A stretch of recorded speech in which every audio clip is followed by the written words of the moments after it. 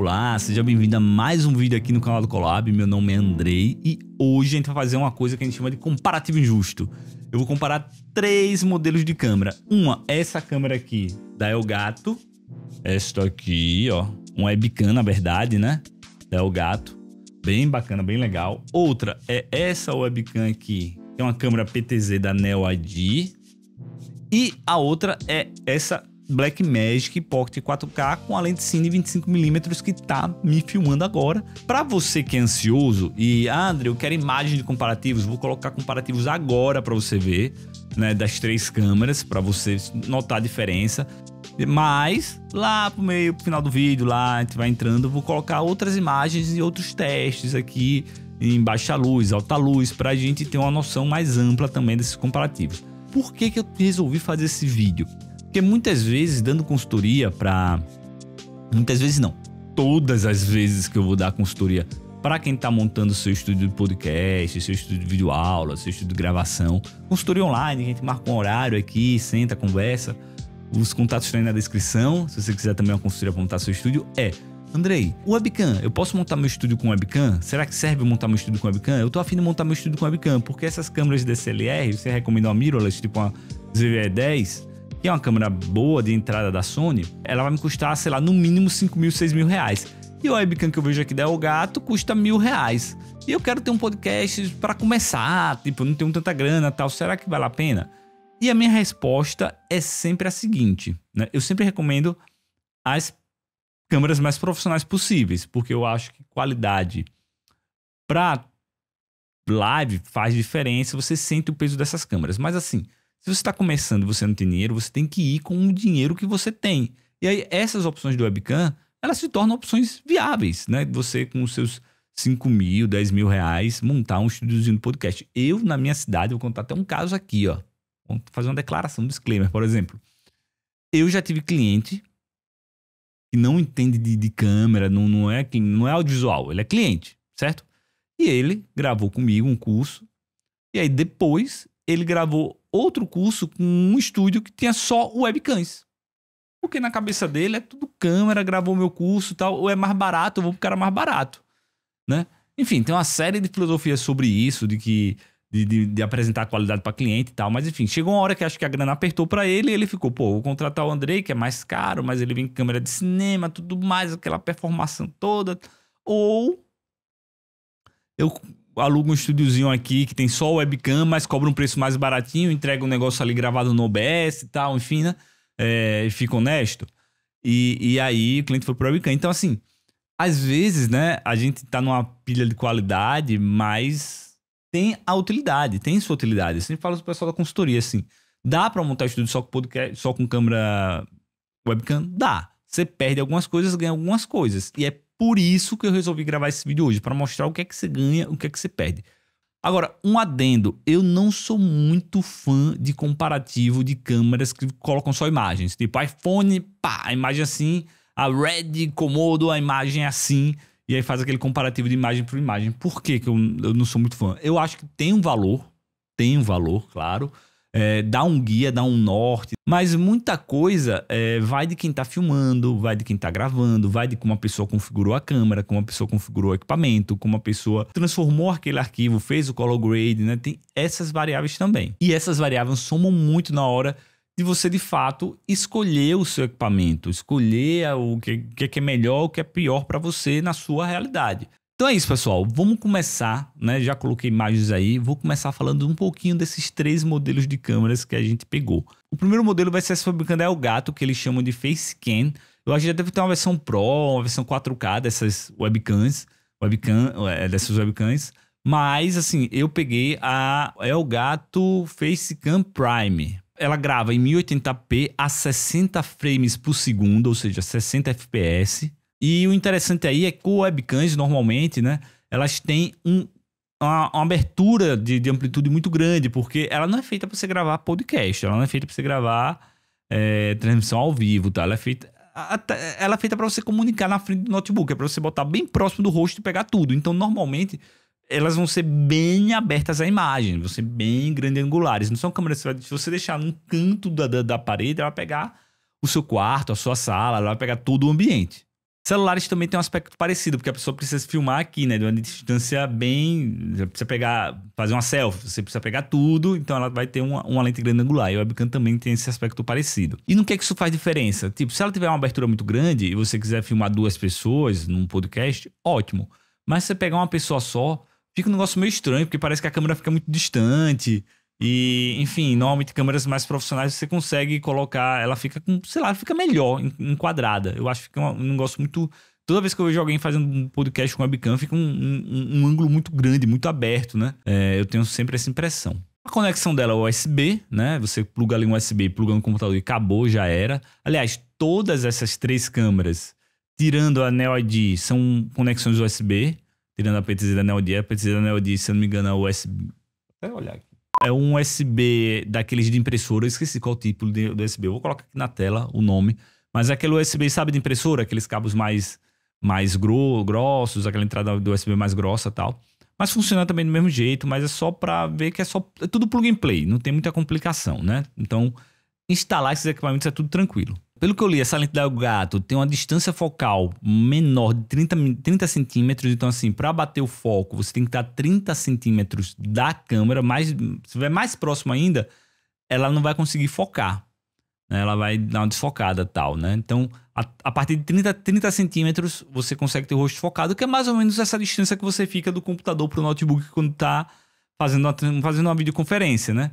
Que é a construção principal dessas câmeras. A lente dele é de 24mm com abertura de 2.4. O que é que isso significa? 24mm é o seguinte, lente, quanto menor a milimetragem, mais aberta fica o campo de visão. Então, 24mm é um campo bem legal. Normalmente, o olho humano, para a gente ter um comparativo, dizem que é mais ou menos 50mm. Então, você consegue comparar o campo de visão do seu olho, assim, né? Agora, quanto menor a milimetragem, fica mais aberto esse campo de visão. Agora, também tende a deformar um pouco a imagem. Lentes que têm uma abertura muito grande, 8mm, 7mm, normalmente as bordas ficam arredondadas. Você deve ver isso com o seu celular quando você bota a grande angular, ele vai arredondar as bordas. E também tem o seguinte, muda também a feição do rosto. Quanto maior a milimetragem, mais o rosto vai ficando achatado. Quanto menor a milimetragem, mais o rosto achatado vai ficando esticado assim, né? Vai ficando... Engraçado. Agora, quanto menor a milimetragem, mais o rosto vai ficando chapado, né? Normalmente vai ficando mais quadradão e tal. Então, muita gente gosta de tirar fotografia com lente 85mm, porque o rosto fica legal, a proporção fica legal. Eu gosto de 50mm. Agora, a lente que eu estou usando aqui nessa imagem, vocês terem uma noção, é 24mm. Agora, vamos para a abertura. A abertura é o seguinte, esse valor de 2.4, quanto maior o valor nas lentes, mais escura a imagem fica, menos luz entra na lente, porque é a abertura do diafragma. 2.4 é considerado claro, mas tem lentes aí que é 1.0, 1.8, 1.4, né? Essa que tá me filmando aqui é T1.05, mas eu tô usando ela em 2.0, T 2.0. Por que eu não tô usando ela no mais claro possível? Porque eu acho que já tá bom a iluminação, eu tô gravando, pra vocês terem uma ideia, eu tô gravando de noite, mas eu queria simular um pouco de dia aqui, um entardecer, algo do tipo. Mas também tem o seguinte, quanto maior esse valor, menor fica o desfoque. Quanto menor o valor, maior fica o desfoque de fundo. Menor fica a faixa de foco, né? Então vamos supor, você quer gravar um cenário que esteja tudo focado. Não quero ter desfoque de fundo e tal. Você vai aumentar esse valor de diafragma, vai escurecer um pouco a imagem, você vai compensar no ISO da lente, no ISO da câmera, perdão, para você chegar no tom de claridade que você quer. Agora, se você quiser um fundo desfocado, você vai diminuir esse valor, vai entrar mais luz no diafragma, porque vai aumentar a abertura do diafragma lá na lente. E aí você vai ter uma faixa de foco menor, consequência, um desfoque maior no fundo. Eu gosto muito de desfoque, velho. É uma coisa que para mim faz total diferença, né? Principalmente com câmeras profissionais. Acho que é o que dá o cinematic da coisa, é o desfoque, na minha opinião, né? Mas claro que tem momentos e momentos que você vai precisar regular sua câmera, pegar tudo focado e tal, enfim. Aí vai da gravação de cada um. O importante é que essa lente tem uma abertura de 2.4, porém você não tem um desfoque muito grande por outro motivo, que aí eu preciso entrar no detalhe um pouquinho mais técnico também, que é o sensor. Ele possui um sensor que é o chamado Sony Starvit CMOS.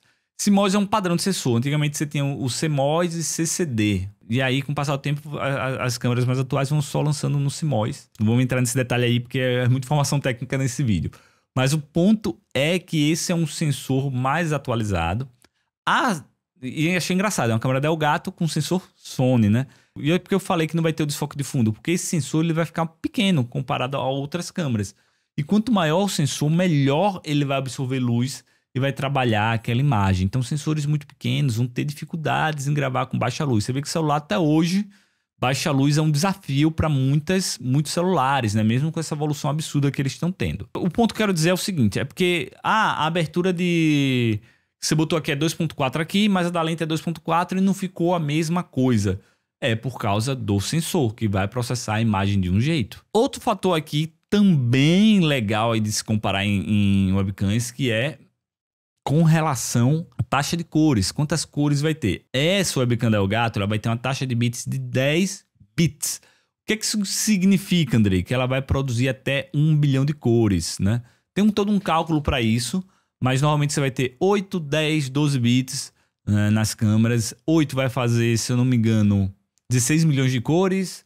10 vai fazer 10 bilhões e 12 bits vai fazer 50 bilhões, 48 bilhões. Não vai fazer bilhão pra caramba. Vou botar os números aí na tela bonitinho pra ver se eu tô bem lembrando disso aí, né? Essa câmera faz muito mais cores do que as cores que a gente enxerga. A gente enxerga até, pra vocês terem uma noção, 1 milhão de cores, alguma coisa assim. A não ser que tenha uma pessoa... Tem pessoas que têm uma doença que acabam enxergando um pouco mais, mas a gente enxerga... Não é uma doença, né? Se enxerga mais cores, eu não sei se é bem uma doença. Mas, assim, tem um padrão lá que eles enxergam mais cores. Mas, normalmente, o ser humano enxerga até 1 milhão. Essas câmeras possuem mais cores, tipo 16 milhões, 1 bilhão de cores, porque nem necessariamente as 1 bilhão de cores que ela produz estão num conjunto de 1 milhão de cores que a gente enxerga. E aí você nota a diferença. Às vezes tem uma câmera com 10 bits, outra com 10 bits, mas elas enxergam as cores... Uma enxerga uma cor que a outra não vê, né? É muito comum esse comparativo com quem grava pôr do sol. É sempre... Se você botar no Google aí, taxa de bits, você vai ver uma imagem do pôr do sol. Uma com 10 bits, outra com 12, outra com 14, com 8. Aí você vai ver a diferença que não tem... As que tem poucos bits não vão ter o degradê dos tons do pôr do sol, né? Aquele negócio que vai do vermelhão até o amarelinho lá do pôr do sol. Normalmente você vai ver umas camadas grosseiras, né? Você também vai notar essa compressão de cores... em streams, quando você estiver assistindo um filme e tal, você nota que quando tiver uma cena muito escuro, ele não consegue dar o degradê do escuro, dos tons de escuro, ele não vai pegar todas as cores escuras, ele vai começar a comprimir a imagem para poder fazer o streaming e não ficar sobrecarregado, ele vai deixar aquele degradezão em cenas escuras. Tem cenas assim, que sinceramente perde todo o feeling, né, de assistir em streaming para mim, mas... É porque é prático também, né? Mas enfim, vamos voltar para o assunto. E o assunto agora da vez é essa câmera PTZ, né? Por que ela tem de tão legal assim, né? Por que eu comprei ela? Eu comprei ela tem uns 2 anos já tem um tempinho. Mas como ela tem alguns diferenciais, por exemplo, a webcam não tem zoom. A PTZ tem zoom. Zoom até de 12x analógico, indo até 16x no digital, né? Por que isso acontece? Por causa da lente dela. Ela tem um conjunto de lentes que faz o zoom ali e você faz o zoom pelo controle remoto e tal. Às vezes numa live, velho, você faz essa função, quebra um galho danado, porque é tudo muito prático. Ela tem um ângulo de visão de 72,5 graus, não é tão aberto quanto do webcam. Por quê? Porque a webcam é feita para você botar no rosto mesmo. Uma PTZ, ela é feita para transmissão ao vivo, mas é feita assim, de repente você botar num canto da sala e transmitir a sala inteira, de uma videoconferência, algo do tipo. Ela não é feita para você colocar só no rosto. Fora que ela tem um zoom, né? Então você consegue aproximar se você precisar de um take no rosto. Mas ela não tem a mesma abertura de imagem de um webcam, né? É um pouco menor. Isso, para mim, não é até a vantagem. Sinceramente, não é vantagem nem desvantagem. É como elas se comportam. Essa câmera também possui um foco automático. Então você não vai ter que ajustar foco e tal. Não vai ter essa trabalheira. Pra vocês terem uma ideia, ele tem uma lente que varia de 3,5 milímetros até 42,5 milímetros. Pelo menos foi isso que eu achei lá no fabricante. Então, assim, ele consegue... Já são... Tipo, ele não fica no 24 milímetros, ele varia por isso aí. Isso pode ser interessante no estúdio de podcast. Por quê? Porque eu vou gravar com um convidado, eu boto a configuração para a câmera ficar melhor em um convidado. Eu vou gravar com 2 convidados. Você pode definir uma configuração que você aperta um botão, vai para 2 convidados. E aí você consegue, através do zoom, fazer um enquadramento melhor sem necessariamente ter que tirar a câmera do lugar, reposicionar e tal. Fica tudo ali paradinho, você no controle remoto já ajeita. A abertura dela é de 1.8 a 2.8. É uma imagem ainda tipo clara. Você vai ter que trabalhar bem. Com iluminação legal, você consegue trabalhar legal com essas lentes, né? Com essa câmera PTZ ou com qualquer câmera você vai conseguir trabalhar legal se você montar uma luz. Claro que nota-se, na minha opinião, algumas diferenças, mas nada que seja um absurdo. E aí, por último, tem uma taxa de bits que eles também operam em 10 bits. É o suficiente, eu acho, para esses equipamentos também. Desculpa interromper esse vídeo, mas lembre-se aí que eu também faço consultoria para você que quer montar seu estúdio de podcast, seu estúdio de videoaula. E aí vou explicar como é que funciona. Você entra em contato com a gente marca uma hora, né? E aí, online mesmo. Se quiser vir aqui em casa, pode vir, né? Mas assim, normalmente é online. A gente conversa uma horazinha aqui, troca uma ideia, eu te ajudo no que for necessário. Se as suas dúvidas não forem sanadas durante a consultoria, eu vou lá e pesquiso e respondo logo em seguida essa dúvida para você. Mas a gente vai construir o seu estúdio, o seu espaço de gravação com o capital que você pode pagar.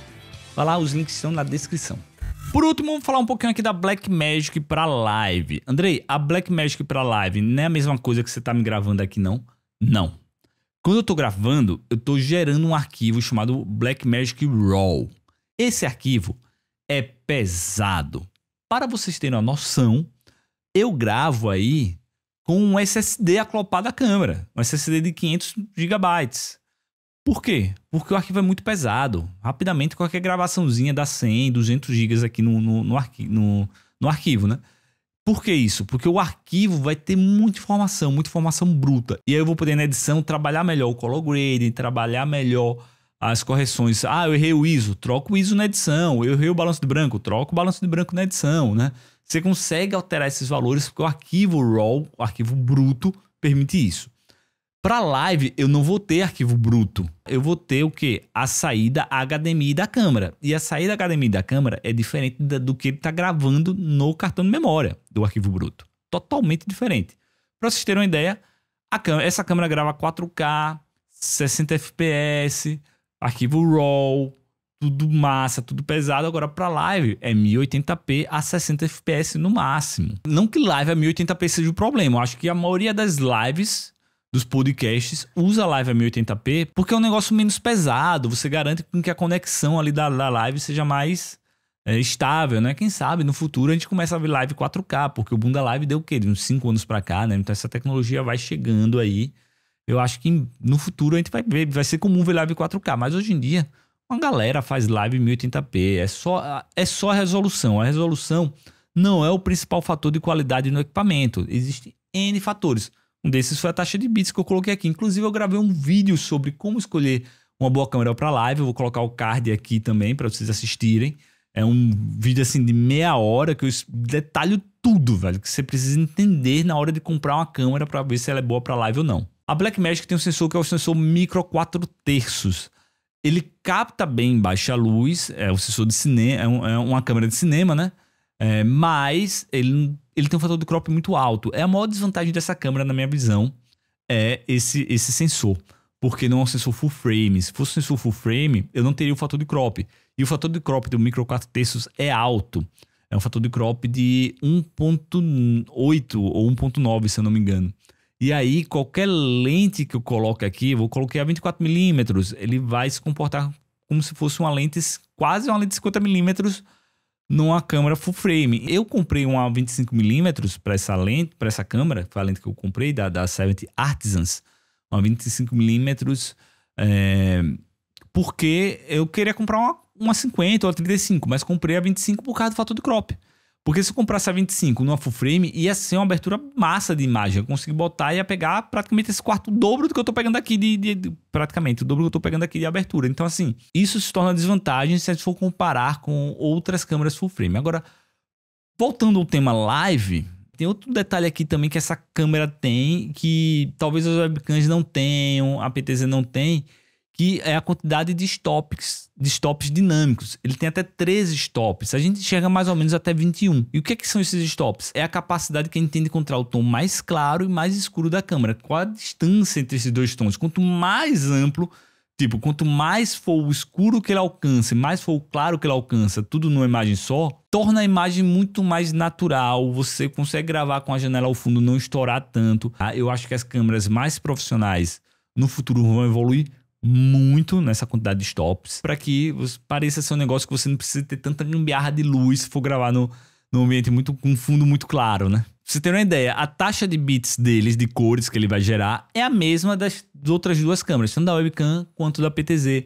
Ele fica na escala de 10 bits. Então, pra vocês terem uma noção que, tipo, não é só tipo, essa tem 10 bits, é 4K, vai ficar a mesma imagem. Não, o processador, o sensor, ele vai fazer diferença. Bom, enfim, falei dessas 3 câmeras, precisava falar sobre isso, precisava colocar essas informações para fora. Eu espero que não tenha ficado muito complexo ou chato para você, mas eu acho que é necessário a gente falar dessas configurações antes da gente começar a fazer mais testes práticos. E aí, como é que a gente vai fazer esses testes? O primeiro teste que a gente vai fazer vai ser nesse cenário aqui, que eu vou chamar de cenário de vlog, né? A gente tá gravando de noite, isso aqui tudo, para deixar aqui, eu coloquei luzes aqui, eu coloquei uma softbox aqui, tem um painel de LED aqui do lado, tem esse spotlight aqui para fazer esse fundo aqui, esse desenho no fundo. Por que eu gravei de noite? Porque eu queria mostrar para vocês como é que fica se eu for desligando as luzes, mostrando a variação e tal. Vocês verem isso com muita luz, com pouca luz, ver como é que fica. Importante também vocês analisarem o desfoque de fundo, que isso faz diferença também para trazer um clima cinematográfico, né? E vocês estão vendo as câmeras em paralelos. Também olharem a composição de sombras, né? Como é que fica as sombras, como é que fica a variação de cor, como é que fica a saturação. Aí eu deixei a configuração padrão de quase todas as câmeras, principalmente da Facecam, né? E você pode perceber que uma é mais clara que a outra, uma é mais, né, forte, enfim. Pessoal, agora coloquei as 3 em paralelos aí para vocês terem uma visão geral, final das 3 juntas nesse ambiente. E daqui a pouco eu quero mostrar também como é que elas vão ficar em baixas luzes. E aí eu vou colocar cada uma em separado. Vamos lá? Ó, colocando aí cada uma em separado, aí a gente tem a PTZ, né? Eu coloquei ela em baixa luz, vou diminuir ela ainda um pouquinho mais. Aí só deixei o monitor e o spotlight lá iluminando. Então é assim que ela se comporta em baixa luz. Agora vamos para a Facecam. Tô diminuindo aí a softbox principal. Tirei aí o painel de LED tava do lado. Tem só o spotlight e monitores é aquele bastãozinho ali no fundo, né? E agora vamos para Blackmagic aí, né, usada como webcam. Também o mesmo esquema. Apaguei todas as luzes, deixei só o spotlight, monitores e o bastão ali de fundo. E é assim que eles se comportam em baixas luzes. Outro cenário aqui é uma simulação de podcast. Eu me simulei como um convidado de podcast, fiquei falando groselha ali na tela. Coloquei lá atrás, né, um painel de LED e a luz também da janela iluminando aquele sofá e aparelho lá no canto, e na frente uma softbox, e você consegue ver aí a diferença de cada uma dessas câmeras. E aí o meu veredito vendo esses produtos, né, vendo essas comparações, é o seguinte: eu prefiro investir em câmeras por uma questão de possibilidade de uso. Vamos supor, montei lá um estúdio de podcast, mas às vezes apareceu um cliente querendo gravar uma palestra. Se eu tiver uma câmera, uma DSLR ou algo do tipo, é só tirar a câmera lá, levar para o ambiente e gravar lá. Se eu tenho uma PTZ ou se eu tenho uma webcam, elas ficam meio que presas a gravar de um computador, porque elas são webcams, elas precisam estar ligadas ao computador, né? As outras câmeras não. Então eu sempre recomendo o seguinte: em vez de comprar 3 webcams, compra uma câmera massa, com uma lente massa. Faz seu podcast com uma câmera só, depois vai evoluindo. Bota 2 câmeras, depois 3 câmeras.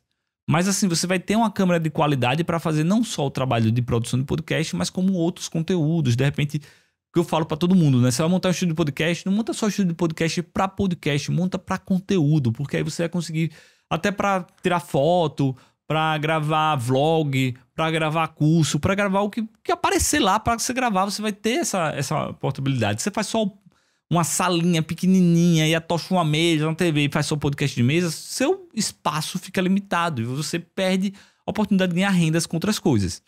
E aí é isso, pessoal.